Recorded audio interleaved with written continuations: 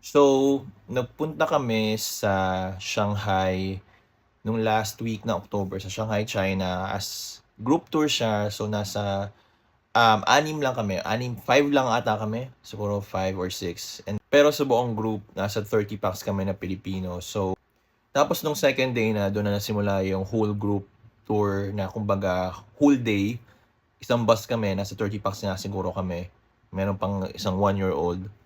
And ang first stop namin was yung Jade Shop. So una pa lang sinabi na sa amin na actually doon pa lang sa mga pamphlets, doon pa lang sa mga materials na sinend sa amin sa PowerPoint kasi nagkaroon kami ng meeting Zoom meeting 3 days before the trip.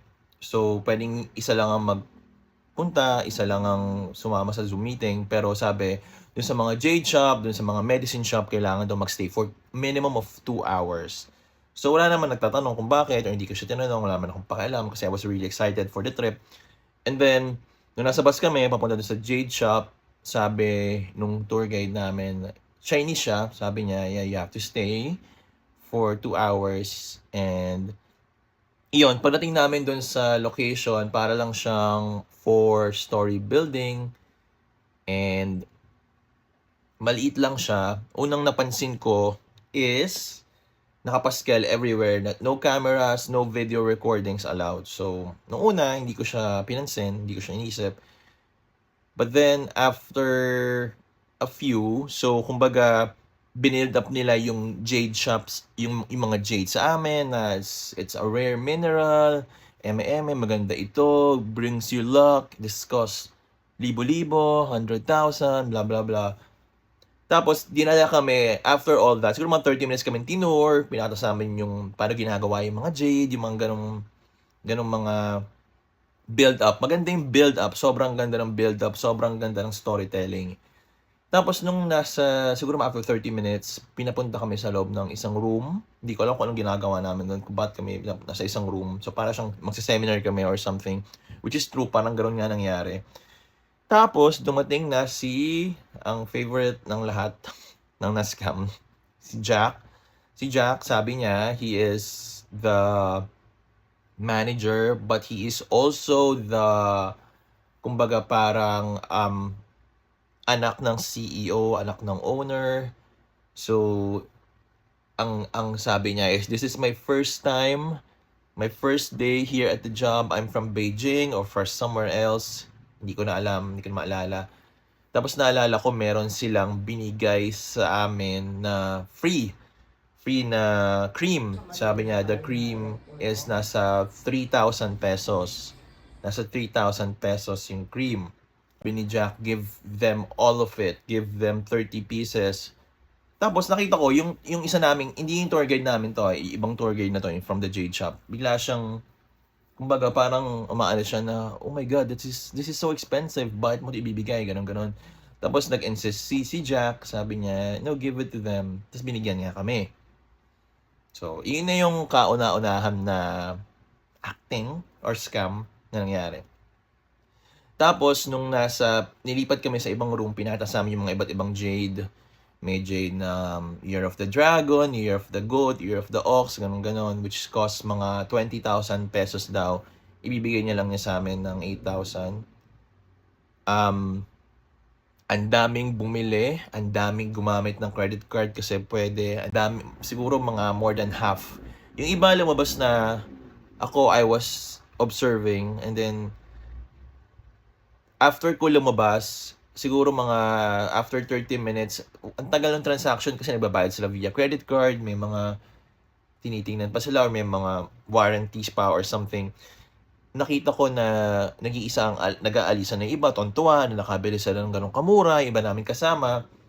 Hindi ko kasama sa tour, hindi kasama sa 5, pero iba naming Filipino na sobrang, I'm so happy na nakilala natin sila, napaka-lucky natin kasi yung anak ng CEO andito on his first day. Tapos bilang, yung mga ganong things, medyo nag-aano na ako eh. Kami nung kasama ko, medyo parang nag-aano yung ting, ting. Maano na ako, parang, this is not right. We are not that lucky. Parang lagi naisip, hindi tayo laging swerte. lahat ng mga bagay ay may intensyon, lahat ng mga bagay ay may dahilan kung bakit ginagawa or bakit binibigay sa'yo. Isa naming kaibigan, na-scam siya ng 8,000 na jade. Scam dahil may acting nga.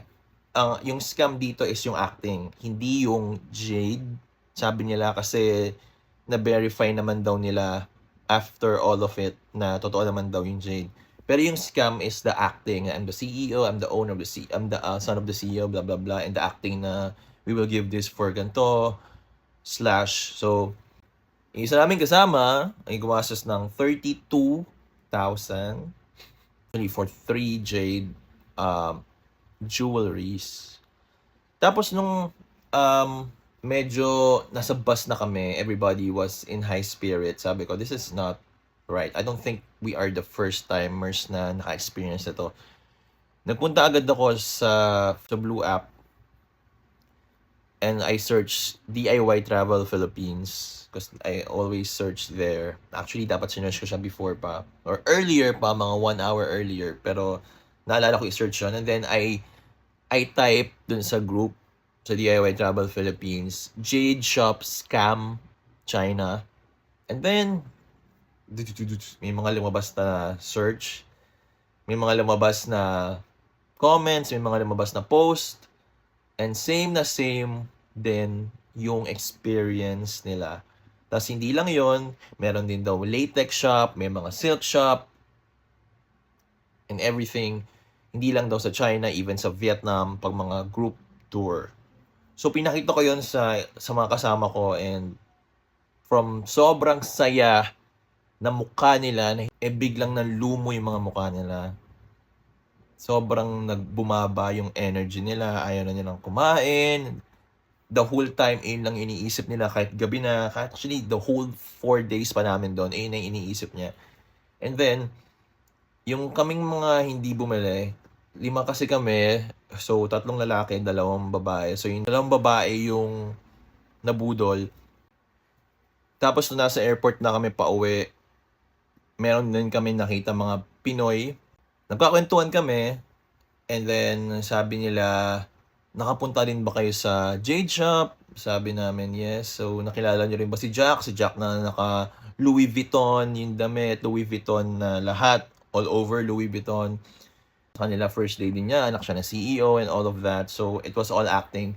Sa kanila, walang na-scam. Sanang vlog na to ay magsilbing advisory or precaution sa mga mag-group tour. Actually, sa mga group tour lang to nangyayari, na huwag magpapaniwala sa mga acting na ginagawa ng ibang lahi para makabili. Usually, ang mga mababilis ma-target nito is yung mga matatanda. Kaya kung may mga matanda kayong kasama, kahit hindi nyo sila kamag-anak or kahit kasama nyo lang sila sa tour, bibigyan nyo rin sila ng precaution, baka mangyari yun sa kanila.